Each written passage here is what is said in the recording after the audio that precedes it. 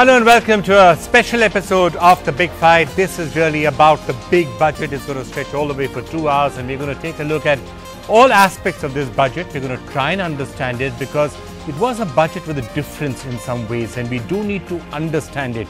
It goes a little beyond just specific proposals, lays out certain roadmaps that it's really important for us to understand. And we're going to be joined by several top government ministers who will help us understand that, a range of other politicians, industry experts, a whole lot of people are going to be joining us. And of course, an audience right out here whom actually perhaps I should start with. Let me do some quick, very unscientific snap polling. How many of you liked the budget? Raise your hands, those who liked the budget. Hey, that's actually quite interesting. About 80 to 90% of people in the audience liked the budget, and a little while later I'll try and figure out why they liked it and what they liked about it. But let me quickly take all of you through, before I introduce all my guests, let's just quickly take you through just some of the highlights. And there were plenty of highlights actually in this budget. So there we are. No change in income tax slabs, but small relief for middle classes, especially in exemptions and things around a social security blanket, which we will come to in a little later, social security net. Service tax hiked to 14%, and that's where it's going to bite a lot of people, and I'm sure many in the audience here will also have things to say about that. Wealth tax abolished, but what the finance minister gives away with one hand, he takes back later, and we'll get more on that. Corporate tax down from 30 to 25% over 4 years. GAR has been deferred, but again, a lot of exemptions going. So this is all giving away with one hand, taking back with the other. A very strong new black money law is coming in this session of Parliament, the finance minister says. 10 years jail for hiding foreign income and assets, and a lot of other stringent provisions which we do need to understand to some extent. Now, you remember what we were saying about wealth tax being abolished? That was the giving by the finance minister. Here's the taking. 2% additional surcharge for the super rich or people with income of over 1 crore rupees, and that actually gets him 9,000 crore rupees as compared to the 1,000 crores he was giving up by abolishing the wealth tax. So more on that, and that's what I was saying, that additional surcharge really fetches the government 9,000 crore rupees. Other proposals: 100% exemption on donations to Swachh Bharat and Clean Ganga funds. Many of Prime Minister Modi's pet schemes did find a mention out here, and they did get a certain amount of special stops around it. This was one of the big thrusts of the budget. A big infrastructure push, investments, 70,000 crore rupees extra investments are coming in, and that did, as a result of that, fiscal consolidation has been delayed by a certain period of time, and I'm sure we're going to try and discuss just how that pans out. Some of the other steps you might want to draw your attention to: health insurance exemption raised from 15,000 to 25,000. If you don't have health insurance right now, do go out and get it. Also, pension funds and other things have been done around that, so you should do it. Those above 80 and those without medical insurance get an even higher deduction. So these are just some of the proposals. A lot more of them we will keep on flashing as we actually go along with. Steps done for tourism as well. A visa on arrival extended to 150 countries. So a range of steps that we actually have out there. Let's start off by trying to see, we did hear from Prime Minister Narendra Modi. This is what he had to say about the budget. वित्त मंत्री श्रीमान अरुण जेटली जी को गरीबों के लिए, growth के लिए, विकास के लिए, रोजगार के लिए, सामान्य से सामान्य मानवी को नए उमंग और उत्साह के साथ नई चीजों करने के लिए प्रेरित करने वाला बजट देने के लिए बहुत बहुत बधाई देता हूं। और मैं देशवासी, मुझे विश्वास है ये बजट आने वाले दिनों में हमें और नई ऊंचाइयों पर ले जाने का एक अवसर प्रदान करेगा। All right, those were the sentiments expressed by the Prime Minister. We'll hear from the Finance Minister and from a range of other ministers over the course of the next 2 hours. But let's start off by welcoming the first of our guests, and we will, of course, keep shuffling our panel as we go forward. Nalin Koni joining us from the BJP, Dipendra Hooda joining us from the Congress Party, Ramesh Damani, one of the best-known faces from the Mumbai Stock Exchange, will tell us why the stock market was so confused for most part of the day. Rajiv Chandrasekhar, MP, technology entrepreneur, joining us as well. And Siddharth Birla and others are, there you have it, Siddharth Birla is with us as well, former past president of FICCI. So let me get you in first, Dipendra Hooda. The first reaction from the Congress party essentially was to say this is anti-poor and it's unkind to the poor, is what Mr. Chidambaram said, and it is a corporate budget. Why exactly are you saying that? Because in another analysis, as we will try and perhaps look at, it could also be a recasting of the way subsidies and others are addressed. No, I think I do not want to brush, the Congress party doesn't want to brush the budget in a single paint. There are some good things about it. There are some things where we would have liked more action. If you look at from a policy point of view, what we see from a balanced approach of a pro-growth and pro-redistribution policy point of view followed during the UPA time, now we see the government pursuing much more of a pro-growth and pro-corporate policies than pro-redistribution, which may be based on their ideological, lines. Now, if you look at, the reason why we are saying there are few trends which, come up. Let me just, why we said that the budget is pro-corporate. Let me just answer that question, and then I can answer the next question. Now, why we said that it's a pro-corporate? If you look at the, the tax break for the corporate, that it's unprecedented. From 30%, we have promised that over the next 4 years that the corporate tax is going to be reduced to 25%.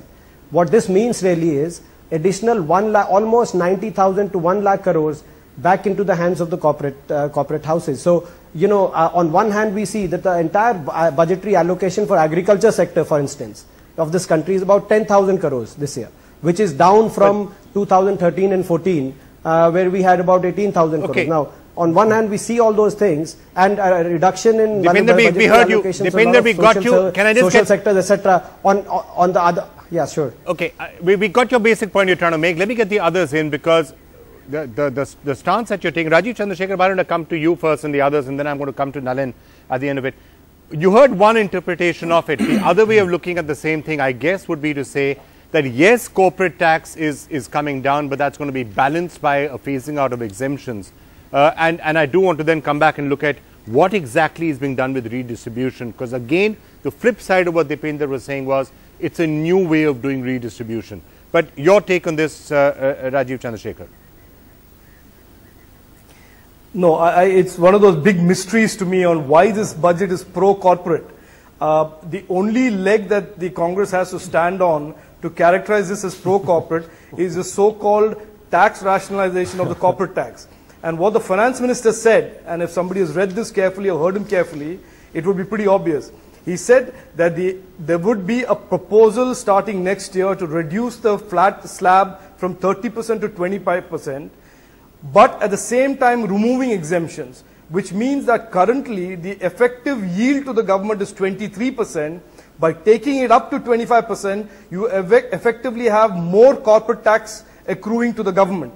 Because effectively today, the yield to the government is 23% because of all the loopholes and exemptions that have been created over the last 20-25 years. So the rationalization is part of what the direct code had asked for. It is effectively going to improve the yield and widen the task basket. To characterize that as being pro-corporate is either a deliberate misreading of what the proposal is or is pure politics. Okay, let me get the others in, then I'm going to get Dipender to come in on that again. Mr. Bidla, pro-corporate is what the opposition has been calling this, and I'm just about to get Amit Mitra on in just a minute or two, the finance minister of West Bengal, on what he takes, and he also seems rather exercised, and he was actually, in FICCI not that long back also. So he's going to be joining us right now. But pro-corporate, is that a fair way of characterizing what the budget is? No, in my opinion, I think that's an unfair way. I think the budget has been very practical. It has been equitable to all constituencies. Particularly, I think he has paid more attention to the weaker parts of the society. As far as the corporates, and if reduction in corporate tax rates is the real key to calling it pro-corporate, I think I absolutely agree with Rajiv Chandrasekhar. That in fact I believe the tax might actually go up by 0.5%, because if you look at Mr. Jaitley's anchor was 23% is the effective rate today, and if he brings it down to 25 and does away with the exemptions, I think it's going to be money neutral. But the signal that's been given is we need less government in our lives, both of the citizens and of business.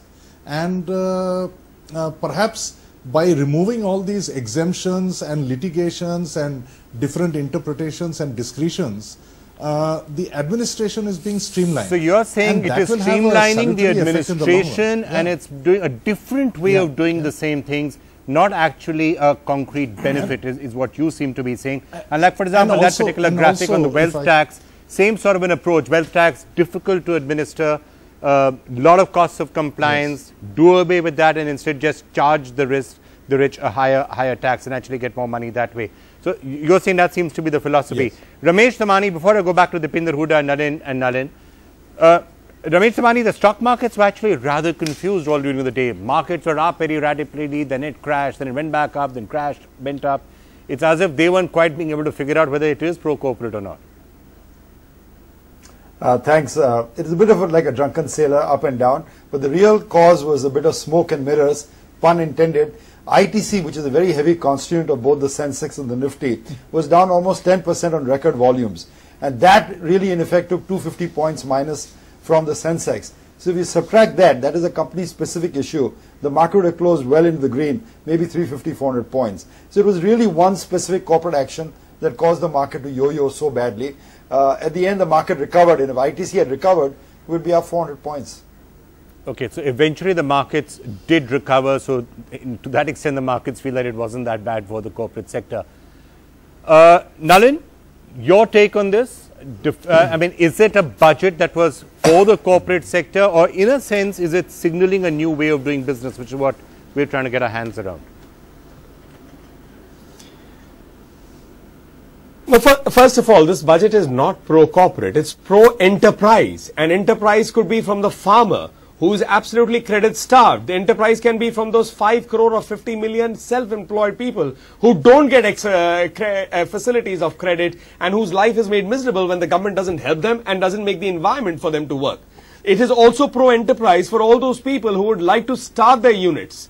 Be young professionals, young people in India who would like to start a business or something but have so much of regulations to deal with that they spend 5 years in trying to get permissions. So you bring up a guideline as a law.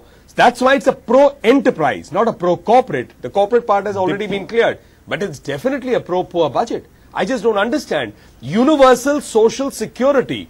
It's a massive thing that we will cover every Indian. I want to come to social security in some detail. Garibi Hatao 40 years ago was announced. Did you remove Garibi Hatao? Let's look at bank nationalization. Bank nationalization could have been done in the 70s. It took this government only 100 days to make 12 crore accounts, out of which half the accounts are operational with money transactions. If you don't have accounts, how can you have money transactions? Okay, how can you bring them into the financial inclusion? Okay, Dipinder Hooda, I'll come to the financial inclusion and social security. Dipinder Hooda, on the corporate part. They don't have a case on merits. So, Dipinder, on the corporate part, I think the point that is being made is if you try and understand exactly what's happening, then you're not necessarily being fair when you're saying that, that's at least the point that is being made, that you're not being fair when you're saying the corporates are getting something. And to some extent, it's taking with one hand, giving with the other. No, absolutely. I disagree with that. See, even if you were to be pro-growth, as you know, the reason why they've reduced or sought to reduce the corporate tax is because they want to spur investment and growth. Now, there are two ways to handle that. I think if you look at the where the rupee comes from, in terms of revenue receipts, 20% of our revenue receipts are corporate tax, 14% is income tax. Now, one way to approach this, as the UPA government had done on multiple occasions, was try to bring down the income tax so that, you know, we have more disposable money with the consumer, and as the consumer purchase power increases, we spur more investment and we are able to. But now what we see, rather on the other hand, which was something which we were apprehensive about even before the budget was announced, that, you know, with every 1% of corporate tax reduction, we'll have 20,000 additional, 20,000 crores. I'm sorry, 20,000 crores of additional money going into the hands of corporates. Now, that's in a country like India. Let me make another point, which directionally in this budget, which actually, worries us. The other point is regarding apportionment of where the revenues are coming from. Who is paying who's paying for the bill? Now, in India, there are two types of people who live in our country. One, who are outside the tax net, and second, who are in the tax net, income tax pays or the corporation tax pays. If you look at it, all the benefits in this particular budget have been accrued to the tax pays. Now, who really need our support are the people who are outside the tax net. And if you look at the increase in service tax, excise tax, now those are the ways to get certain revenues out of the people who are outside the tax net. So now, in terms of proportion of burden of revenues, now the poorer people will have to share a larger proportion of that burden. I'm going to come to social security again and try and see. Is not the right direction in a country like India, which has a lot of disparity. And to Nalin's point of reduction in poverty, let me point out that in last 10 years, 140 million people have been moved out of the poverty, above the poverty line, which is so there's a new approach. I'm going to turn my attention to that. The steps that are perhaps being taken to deal with poverty alleviation. But Nalin, you want to quickly respond before I go to Amit Mitra? Yeah, certainly I want to quickly respond. Let's go one by one. The corporates sitting on the program are saying it's not a pro-corporate thing, but the Congress would like to proceed with that because they don't have a case to make. But obviously the corporates would say that, right? They don't want you to reverse or go back on it. The corporates never come out and say this is something which was good for us. So that's a rather weak point, Nalin, to make. What do you expect the corporates to say is good for us? Let me finish my point. 20,000 rupees, 20,000 I'm saying the corporates are saying it's not pro-corporate. There is a resetting and a rationalization of the entire structure. Come on, guys, let me just finish my point, then interrupt me with a second question. I'll be happy to answer that too. So the point I'm saying is that, there's a resetting and a rationalization of the entire tax architecture. Now, that's one part of it. The second part to it is that when you are looking at, when I said pro-enterprise, enterprise has to do with effort. The effort can be by any Indian who's seeking a life of dignity. That effort could be a farmer, it could be a young entrepreneur, it could be a corporate, it could also be a young lady who's moving out of college. So therefore, are you going to not make the environment pro-enterprise? That's the case with which this budget works. Now the Congress party is in a piquant position.